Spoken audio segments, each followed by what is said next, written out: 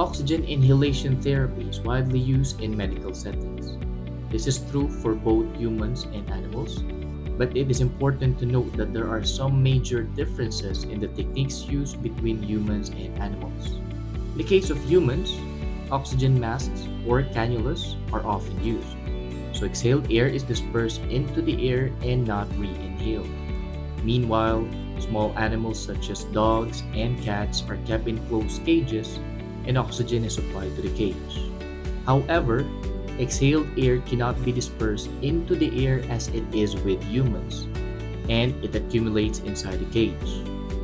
The problem is that the animal's re-inhaled carbon dioxide has accumulated in high concentrations inside the cage, and carbon dioxide is toxic. So is the problem of carbon dioxide re-inhalation something that can be ignored?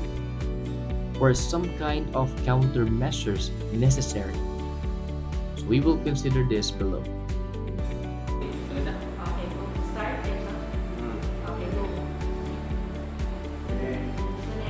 Okay. Yo. I put them last. First, we use a year-old male dog weighing 8 kilograms to observe the accumulation of carbon dioxide in a dog's breath in the cage. The cage was small, with an internal volume of 90 liters. 3 liters of oxygen at a concentration of 90% were supplied per minute from the oxygen concentrator. The oxygen concentration in the cage was turned on and off at around 36%, so that it remained in the range of 35 to 37%.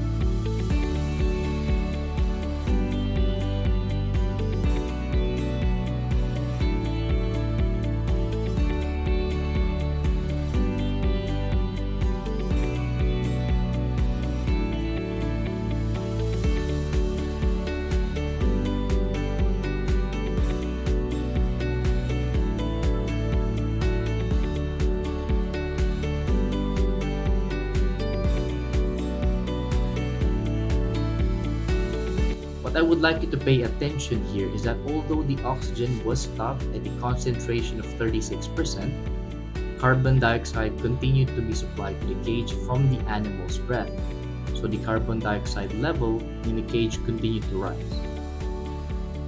The carbon dioxide concentration exceeded 7,000 parts per million, so this is about 20 times the carbon dioxide concentration on Earth, which is only about 400 parts per million where we live. It is unclear how much higher it will rise.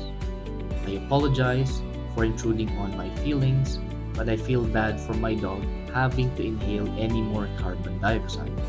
So I will stop the experiment for now.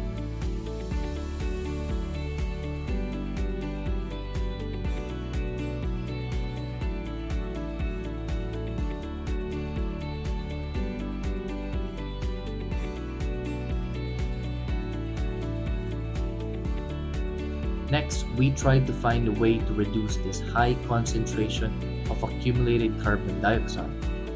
We inserted a small yellow part into a hole in the top of the cage. We call this part the blender, and it mixes the oxygen from the oxygen concentrator with the air in the room and sends it into the cage. In other words, it is an excellent device that can mix large amounts of outside air with oxygen.